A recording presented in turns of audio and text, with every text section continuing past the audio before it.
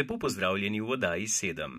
Trenutno je v Sloveniji invalidom dostopnih le 34% volišč. Posneli smo nekaj mnenj o možnih rešitvah. Regiji Donetsk in Lugansk v Ukrajini sta postali neodvisni. Zmagovalec letošnje Evrovizije je postal bradati Conchita Wurst. Na Danskem so se gluhi uporabniki razveselili uradnega priznanja njihovega jezika. Kmalu bodo znakovni jezik priznali tudi na Hrvaškem. Nakup baterije za slušni aparat je velik strošek, zato so uporabniki slušnega aparata na Hrvaškem zbirali podpise za peticijo, da se ta strošek ukine. In nazadnje še super živilo goji jagode. Ostanite z nami.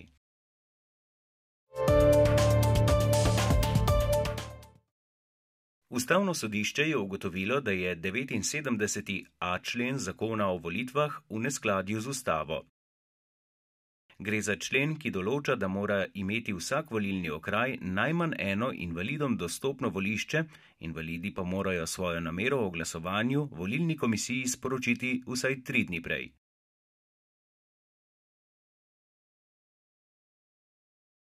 Takšna ureditev pomeni ustavno nedovoljeno diskriminacijo in kršenje zaveze o dostopnosti po Konvenciji Združenih narodov o pravicah invalidov.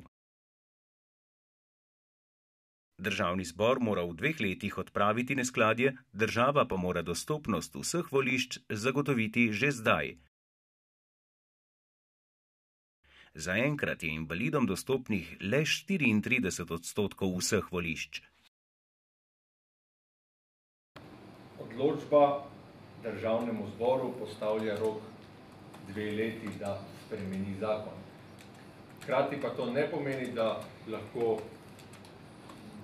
državni organi volilne komisije čakajo 24 mesecev na novo določbo v zakonu, ker odločba je jasna, da do diskriminacije, do kršitve ustavnih pravic pride že danes, če volilec pride na volišče in volišče ni dostopno. Za evropske volitve so volišča že določena. Za vse volitve, ki bi sledile, pa imajo volilne komisije dovolj časa, da stvari uredijo in poiščejo primeren oziroma dostopen prostor, meni dr. Jure Toplak.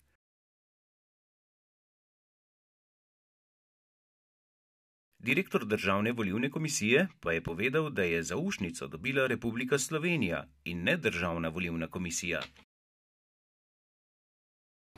Ta odločba ustavnega sodišča ni presenetljiva. S spremembami je Državna volilna komisija začela že v letu 2008, ko smo imeli 112 primernih volišč. Danes jih imamo za evropske volitve določenih in za vse dostopnih že 1350. Odločbo sprejemamo z velikim zadovoljstvom in velikim pričakovanjem, je povedal Boris Šuštaršič, predsednik Nacionalnega sveta invalidskih organizacij. Sodelujoči so se dogovorili, da lahko s sodelovanjem poskušajo ugotoviti, kako in kje se da težave že z nekaj dobre volje rešiti v kratkem.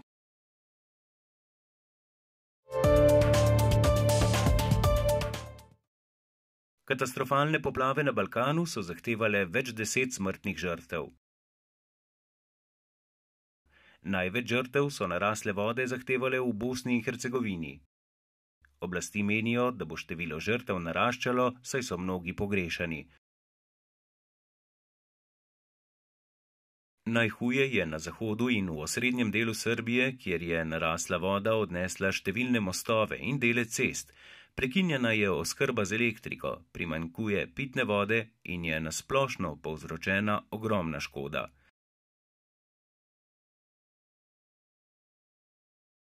Prekinjene so cestne in železniške povezave. Najhuje je v mestu Obrenovac, 30 km od Beograda, kjer je reka Sava prebila nasip in je 90% mesta pod vodo.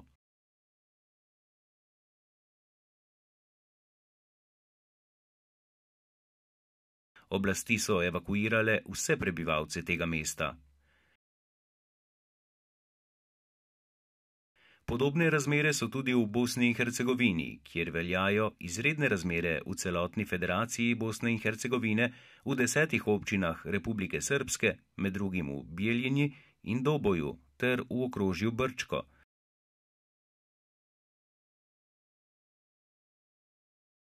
Potopljena so številna mesta in vasi. Na številnih cestah in železniških progah je promet prekinjen, številna gospodinjstva so brez elektrike in vode.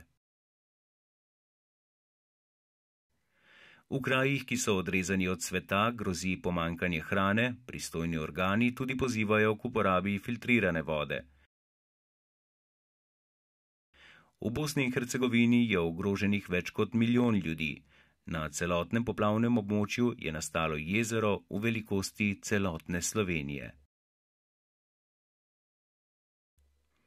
Slovenija je v Srbijo že v petek poslala 2 črpalki in 19 pripadnikov civilne zaščite, v Bosno in Hercegovino pa 2 enoti s čolni za reševanje in 12 pripadnikov civilne zaščite, helikopter vojske s posadko ter policijski helikopter z 2 posadkama.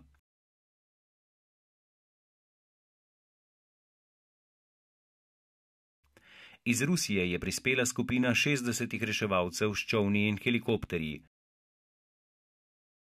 Pomoč na ogrožena območja v Srbiji ter Bosni in Hercegovini prihaja tudi iz Francije, Nemčije, Avstrije, Belorusije in ostalih držav. Poleg tega v Sloveniji poteka več akcij zbiranja pomoči za ljudi s poplavljenih območij v Srbiji in Bosni in Hercegovini.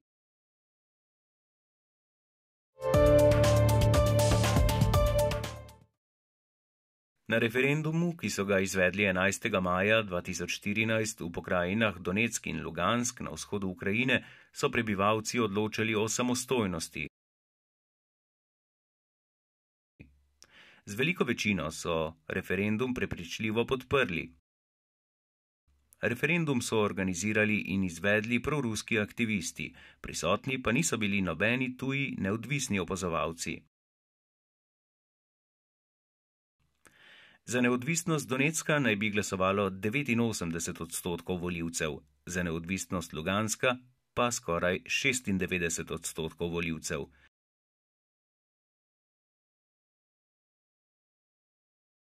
Oblasti v Kijevu referendumov ne priznavajo. Kljub temu so v obeh regijah razglasili neodvisnost in Rusijo zaprosili za priključitev. Oblasti v Kijevu so poskušale ovirati potek referenduma in varnostne sile so zasedle nekaj volišč ali pa so preprečile dostavo volilnega materiala. Poročali so tudi o spopadih med proruskimi skupinami in ukrajinskimi silami. Iz Moskve pa so sporočili, da bodo spoštovali izid referenduma na vzhodu Ukrajine. Iz obeh regij so še sporočili, da na njihovem ozemlju ukrajinske predsedniške volitve 25. maja, ki jih Zahod vidi kot ključne za ponovno vzpostavitev reda v državi, ne bodo potekale.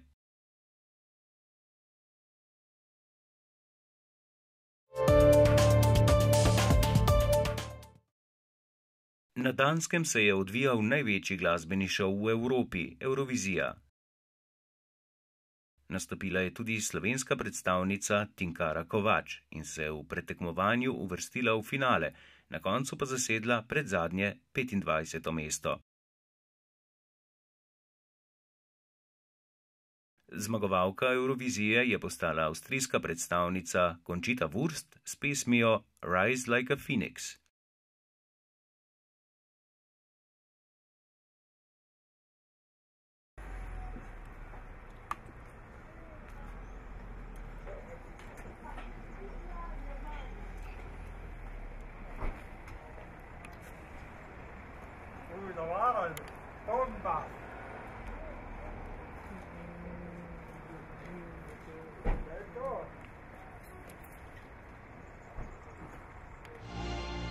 You're my flame. Go about your business. Act as if you're free. No one could have witnessed what you did to me. Conchita Wurst je sicer umetniško ime 26-letnega Avstrijca Toma Neuwirta. V Avstriji Conchita velja za simbol strpnosti in umetniške svobode. Njen moto pa je: bodi raje najboljša različica sebe, kot slaba kopija koga drugega.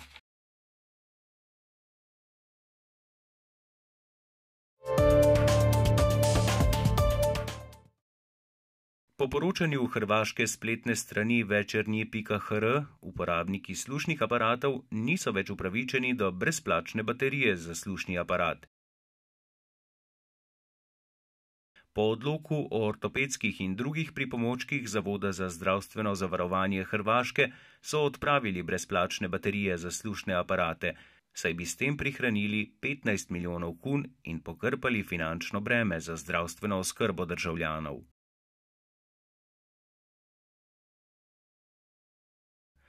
Uporabniki slušnih aparatov so se odzvali z zbiranjem podpisov za peticijo proti odloku, ki jo bodo oddali ministru za zdravje.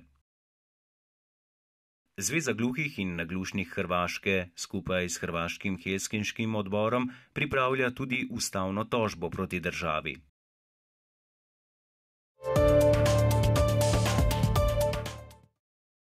Uporabnike hrvaškega znakovnega jezika pa je razveselila novica, da naj bi Hrvaška kmalu dobila zakon o hrvaškem znakovnem jeziku. Ministrstvo za socialno delo in mladine je v zadnjih 2 letih gluhim in naglušnim sicer zagotovilo dodatnih 20 tolmačev za znakovni jezik. Skupno imajo zdaj 52 tolmačev, čeprav to ni dovolj, da bi zadovoljili potrebe približno 13 tisoč oseb z okvaro sluha in okoli 1400 gluhoslepih. Z omenjenim zakonom bi znakovni jezik priznali kot materni jezik gluhih in jim izboljšali možnosti pridobivanja informacij in izobraževanja v tem jeziku.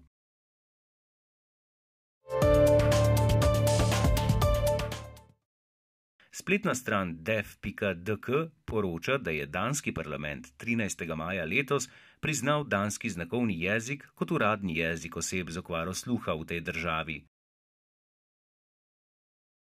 To pomeni olajšanje za 4000 gluhih, ki živijo na Danskem. Danska pa se je tako pridružila drugim nordijskim državam, ki so že uradno priznale znakovni jezik gluhih.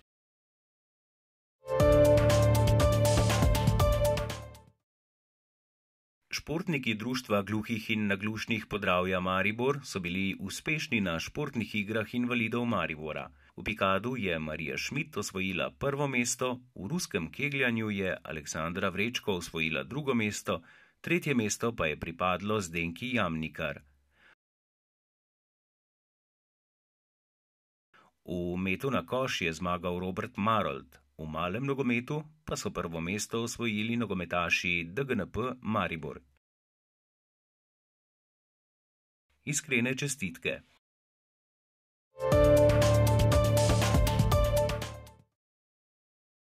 V rubriki Superživila vam predstavljamo goji jagode, ki so znane tudi kot volčje jagode.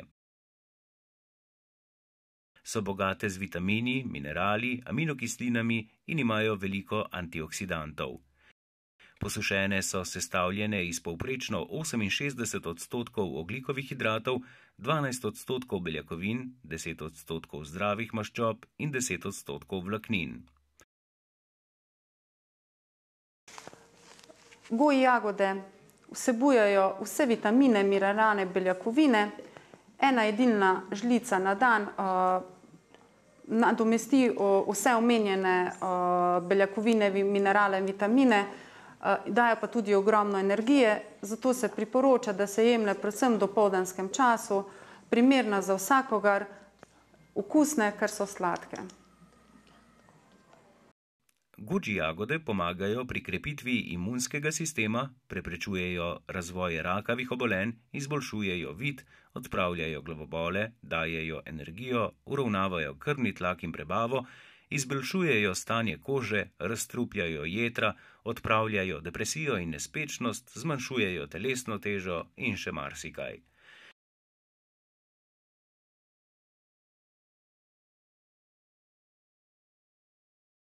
Za 100 gramov goji jagod boste odšteli od 5 evrov naprej.